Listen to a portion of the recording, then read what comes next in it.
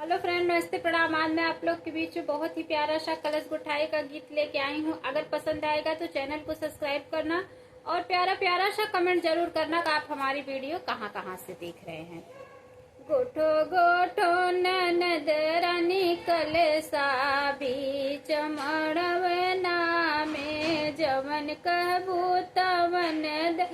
देव बीच मड़वना में गोठो गोठो नन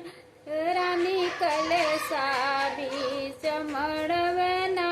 में कहबू त मोरी ननदी गजला देबई कहबू मोरी ननदी गजला दई देबई अरे देबई मलियवा समेत बीच मना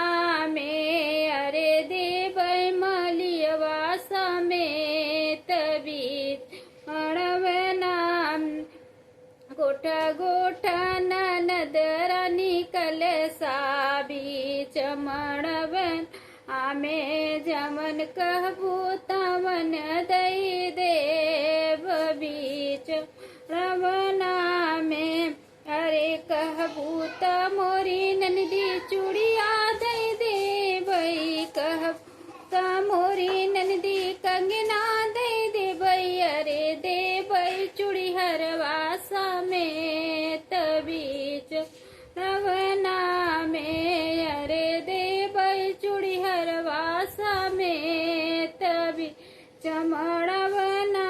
में गोठा गोठा ननद रानी कलसा बीच मड़वना में जवन कहबू तवन दई देव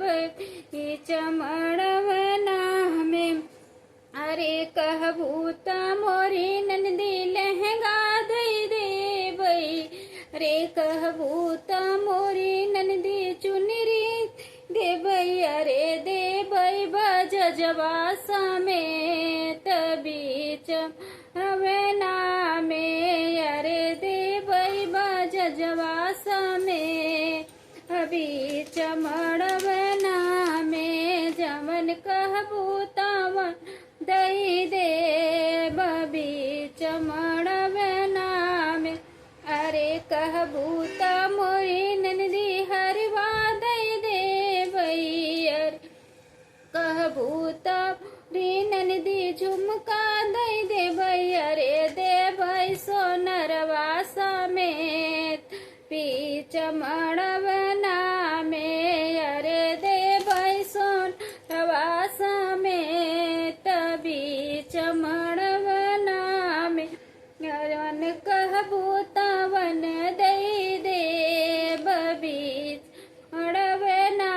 में गोठा गोठा ननद रानी कलसा बीच मड़वना में कहबू त मोरी ननदी रसगुल्ला खियऊ भई अरे कहबू त मोरी ननदी जलेबी खियऊ भई अरे देव हेलुआ समेत बीच मड़वना अरे देबई हेलुआ समेत बीच मड़वना में अरे कहबू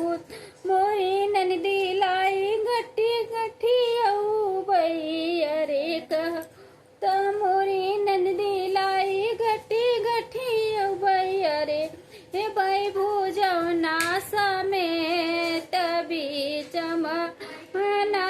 में अरे देबई भुजवना समेत बीच मड़वना में गोठा गोठा ननद रानी कलसा बीच रवना में जवन कहबू तवन दई देव बीच कहबू त मोरी ननदी पलंगा दई देबई कहबू त मोरी ननदी पल दई देबई अरे देबई सजनवा समेत बीच मड़वना में अरे देबई सजनवा समेत बीच मड़वना में गोठा गोठा ननद रानी कलसा बीच रवना में जवन कहबो तवन दई दे बीच मड़वना में। बहुत बहुत धन्यवाद। अगर गीत पसंद आए तो चैनल को सब्सक्राइब करना और प्यारा प्यारा सा कमेंट जरूर करना कि आप हमारी वीडियो कहाँ कहाँ से देख रहे हैं।